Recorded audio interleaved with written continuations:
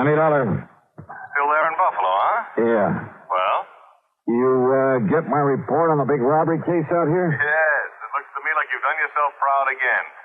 Only if you're still there, how come your expense account included transportation back here to Hartford? I'm afraid I got a little ahead of myself, Pat. Or maybe just batted a bit before you actually spent the money, is that it? Yeah, something like that. Well, I think we can overlook it this time. After all, you recovered something over $400,000 that was stolen from that store. Well, let's say I found out where it went. Well, that's the same... What? You mean to say you didn't get that money back? Not yet. Oh, but Johnny... Now, look. Oh, no, don't come unglued, Pat. I know where the money is. At least I'm pretty sure I do. Johnny, so it's aboard old man McNair's yacht in the lee of a point off the Canadian shore of Lake Erie. Now, listen. With the big storm that's raging up over Lake Erie, well, it's impossible to go out and get him. Who's them? An employee, an ex-employee of the Emporium, the guy who took the money, Yeah, but and his pal who helped him get away with it. Well, now, you wait until that storm is over, and by that time they'll be 100 miles away. I'll be hidden away in some little cove there on the Canadian shore. Be what? What was that? Oh, nothing, Pat.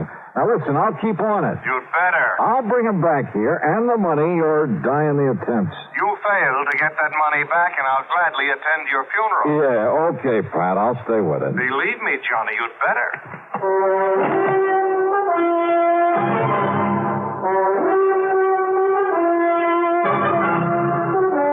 CBS Radio brings you Bob Bailey in the exciting adventures of a man with the action-packed expense account. America's fabulous freelance insurance investigator. Yours truly, Johnny Dollar.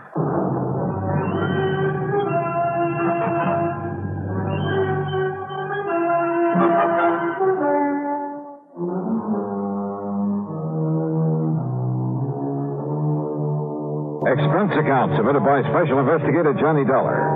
To the Universal Adjustment Bureau, Hartford, Connecticut. Attention, Mr. Pat McCracken. Following is an account of expenses incurred during my investigation of the Further in Buffalo matter. What I hadn't told Pat over the phone was at the last minute the Coast Guard had stepped in, forbidden me to go after those crooks in a rented subchaser after all. And you know something? Because of that storm, I'm afraid they were right. In spite of the fact I'd already paid for that boat and could only get half of it back. I'll put that down as a credit on this expense account. After all, it's on my American Express credit card. Anyhow, all I could do was sit around my hotel room and wait for the storm to quit. Yeah, sit and wait. Come in. Well, Dollar? Oh, hi, Mr. McNair. So you couldn't go after those criminals because of this storm? Well, sir, just as soon as it lets up... That's no reason for them to get away. Not with my $400,000. $421,216. Yeah, look, Mr. McNair, Quite frankly, that amount of money doesn't mean very much to me. But to coin a phrase, it's the principle of the thing. Yeah, sure. So how can you sit idly here in this hotel and... Well, have you got in touch with the Canadian authorities? Yes, sir. And they can't do any more than we can. Also, there's a kind of ticklish international situation here. What international situation? Well, if by any chance I should be wrong... Be wrong? About what? Well, I mean... Well, look, after all, the only evidence against John Harker and his pals so far is the circumstantial count. I thought you were absolutely certain they took the money. I am, as sure as I can be, until I get my hands on that money. I had all the faith in the world in John Harker. Then you came along and destroyed it. Destroyed it with your theory that he and some friend of his committed that robbery. Mr. McNair. Well, just let me tell you something, young man. You go out there to wherever he is on my yacht, and you find him. But when you do, you'd better also find proof that he stole that money. I'll do everything I can. Because if you don't, if you or anybody else finds out that he is innocent, Dollar, I'll ride you out of Buffalo on a rail.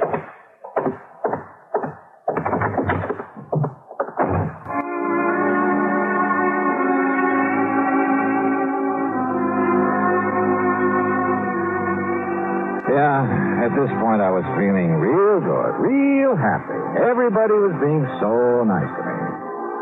I was just about to blow expense account item 7 on room service for a bottle of scotch and a couple of quarts of soda when the phone rang. Johnny Dollar. Murphy at the Coast Guard, Dollar. Yeah, Murph. Look, I'm still sorry about having had to stop your chase across the lake, but the old man would have had my scalp. It's all right, Murph. Nothing you can do about it. Anyhow, if you've been following the radio reports on that storm, Well, you might have got yourself into a lot of trouble out there. Yeah, I guess so. And you'd never been able to board a yacht in it anyway. So, you have any ideas? Yeah, I just received a report from our meteorological station. Oh? That storm's going down just about as fast as it built up. So if you want me to arrange a boat for you to go out there, just as soon as we deem it safe. Why? What? Well, the minute the storm is over, the boys in that yacht will start moving. After all, they got $400,000 they've got to stash away somewhere. Oh, yeah, that's true. So by the time I could sail over to where they've been riding out the storm, Lord knows where they could get to. Yeah, but now, Dollar. But now, wait a minute. Yeah, Murph, I just got me a wild idea. Wild enough to work. Oh? The storm is breaking up now? Yeah, it's beginning to. Then, mister, by the time that yacht is able to get underway, I'm going to be right on top of those guys. Huh? How, Dollar? Just remember what I said. Right on top of them.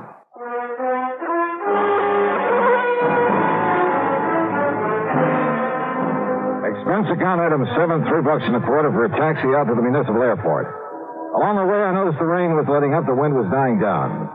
At one side of the airport, I found exactly what I was looking for. Within a couple of minutes, was in a little office talking with Tinker Barnum, owner of the Barnum Flying Service. Sure, Dollar. Complete equipment for it. Winch, line, slings, everything. Good. You see, we not only give a lot of demonstrations, instruction, that sort of thing, but now and then a Coast Guard calls on us to help with an actual rescue at sea. What'd you say your price is? $300.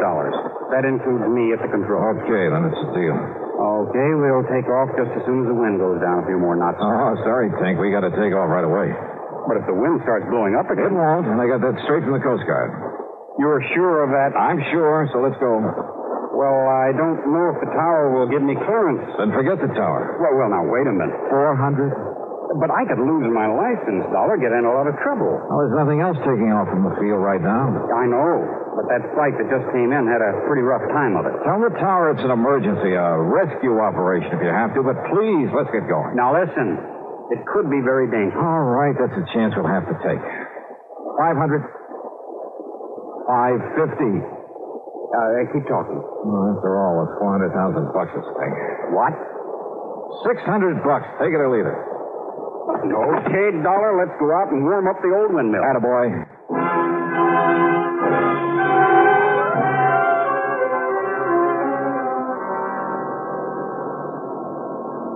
It was my first ride in a helicopter, and brother, what an introduction.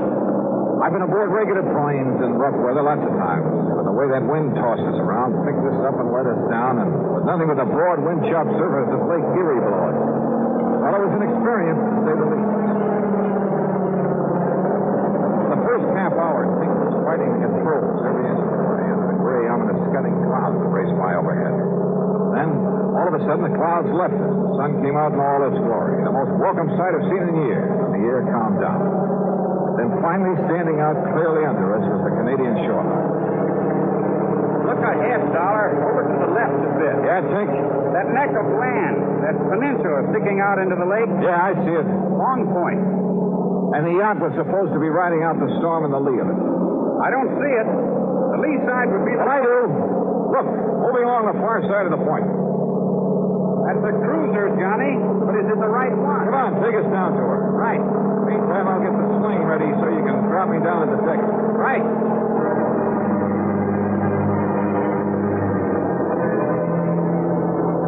I still don't know how Tink figured he could pilot that helicopter and at the same time lower me to the deck of the yacht. That he could handle a winch.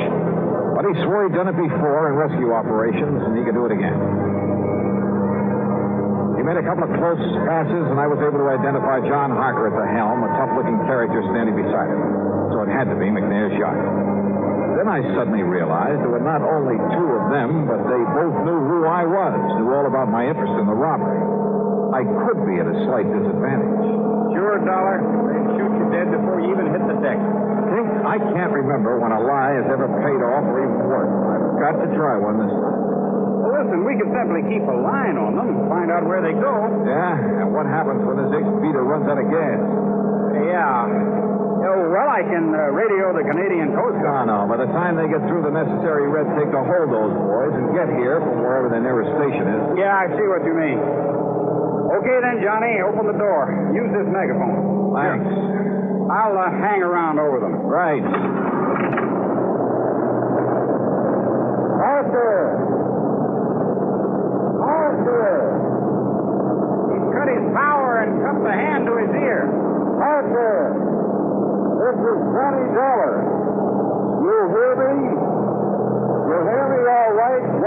right hand. It's okay. He can hear you. McNair wants you to know the police have found the man who did the robbery. They gunned him down. He waves okay. Yeah. Parker, they haven't found the money yet. McNair says you'll have to cross on the bridge, and the bridge are all the way to Rotterdam. Hey, what was that, Johnny? You get that, Harker?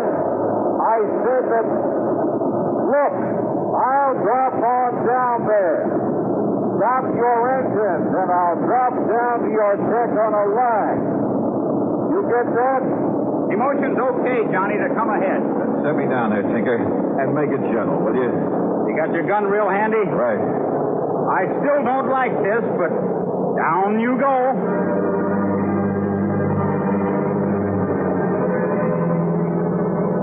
Swinging around under that copter, hoping I'd hit the deck of the boat below was no fun. It was a pretty small target, and the yacht was still bobbing heavily. Tink was an expert, and a couple of minutes later I saw the deck slowly coming up to me. Slower! Slower! Coming down too fast. That's it. That's more like it. Glad to see you, Dollar. Can't you steady that boat a little? Better give me a hand when I get down there. Sure. Don't worry. We'll take care of you. Come on. Get ready to pull the release cord, Johnny. Steady now. Steady. There you go. Well, he'll make a lift. Nice work, Dollar. Let me give you a hand. Thank you. Yes, while Billy here takes your gun away from you. Oh, no, you don't. I got it, baby. Now, just one funny move, Dollar, and I'll pull this trigger. You see what I mean? Oh, yeah. I see. Yeah, just one funny move. Okay, Harker, now what? You know something, Billy? I think it might be a very good idea for you to pull that trigger anyway. All right, frisk him, Billy. Make sure Dollar hasn't got another gun on him. That's just what I'm doing, baby. Just what I'm doing. And it's all right. He's clean now. What did you take me for, Dollar? A fool? Did you think I'd be crazy enough to believe what you were shouting down from that helicopter, whatever it was? Well, as a matter of fact, Harker, most of it was double talk. And did you think I'd believe that old fool McNair sent you out here? Yeah, that's a laugh. That tight-fisted old coot. Now, shut up, Billy. For that story, the police had gunned down the man who stole the money from the Emporium. Don't make me laugh. You like to see that money before you go, Dollar? Like to run your fingers over 400 G's? Yeah, Billy. Why not? Well, it's all stashed away in that chain lock up for it. But you ain't never going to see. You're never going to see anything anymore. Can I kill him now, Harker? Can I, huh? No, wait. Huh? Stop waving that gun around. That helicopter gets out of sight. Okay, sure. Well, what's it hanging around for? I don't know. Dollar, get below in the cabin. You stay here, Billy, but keep that gun on through the door where that flyboy can't see it if he comes any closer. Sure. Go ahead, Dollar. Why not? Now, you just sit right there on that bunk and don't make a move, you understand? Because all I got to do is pull the trigger in here, and neither your pal up in that chopper nor nobody else is going to know it. Has he gone away yet, Harker? No. No, he's circling around again. Make a sign to him then. Make a sign everything's okay. Go ahead, Harker. That'll set him away. You just keep Dollar under control. Now, don't you worry about him. You just go ahead and signal that chopper. Okay, up there. Everything's okay. Thanks a lot. Thanks a lot. Yeah, look, you see? I told you not to get rid of him. Yeah, there he goes. And maybe I better start digging up something that'll make Dollar sink to the bottom. What? Well, you know, the lead I'm going to fill him with might not be enough. You see what I mean? Yeah, very funny. Go ahead. Only watch him. He's tricky. I can handle him, baby. Wait. Why, what's the matter? That copper's coming back again. Well, I'll shoot him down. I can hit him. Oh, no, you won't. Then get us underway. Give her the power and get us underway. Then that guy'll know everything's okay. Maybe you're right. I'll try it.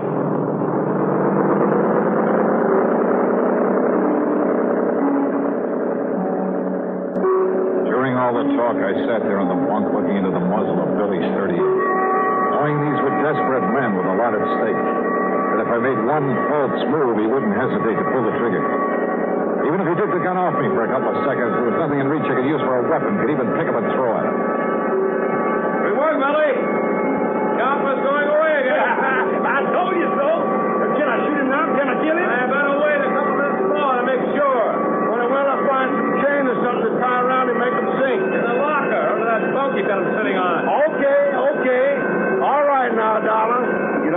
bunk and walk up to the front of the cabin. Go ahead. Don't forget I've got this gun on. Yeah, the copter was going back to shore. Time was running out. Then I saw them. A duplicate set of controls there at the front of the cabin. Steering wheel, throttle, everything. Go ahead, Dollar. Keep your hands up over your head. Up high. Rising off the bunk, my hands over my head, I half stumbled as though from the motion from the boat. I lurched against the wheel and grabbed it and swung it hard a port. Hey! The boat swung around crazy. Hey! What do you think you did? Hey, let go of that wheel! Lousy shot, Billy! What's the matter? Billy! Billy, what's happened down there? Plenty, Harker. And if you want some of the same. Wrong, Dollar. Dead wrong. Because I have a gun, too. Not another step. I see what you mean. Too bad you didn't take Billy's when you... Billy? Billy? Okay, Harker. I'm okay. But if you think I'm going to wait any longer to kill this guy, you're crazy. Okay, Billy. Go ahead and kill him. You don't. Hey, I will. look. That cop. What? What's coming right at us? It'll smash into us. Stop him. Shoot him. You bet I will. No, you fool. The pilot of the cop to the flyboy. Shoot him. Right.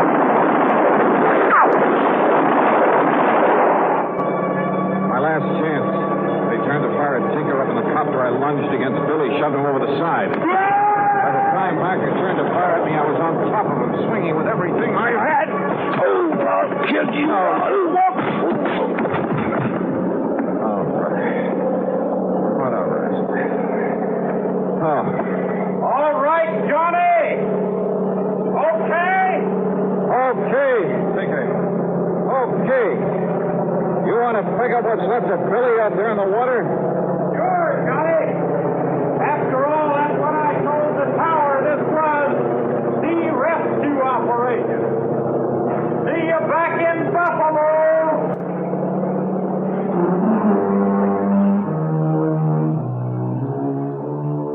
Yeah, like Billy had said, the stolen money, all of it, was stashed away in the Ford chain locker.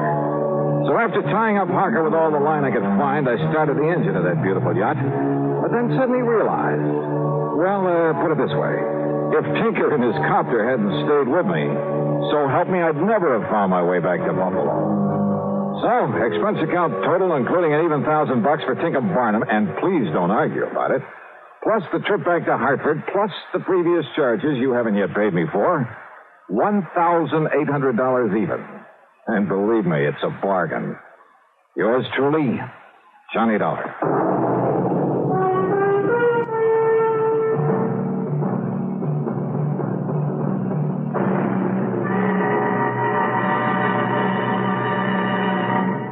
Now, here is our star to tell you about next week's story. Next week, two beautiful girls. One of them a sweetheart, and one of them a killer.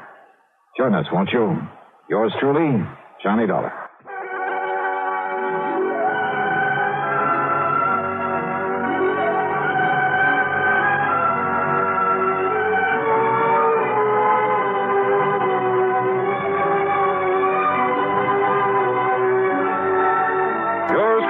Johnny Dollar, starring Bob Bailey, originates in Hollywood and is written, produced, and directed by Jack Johnstone.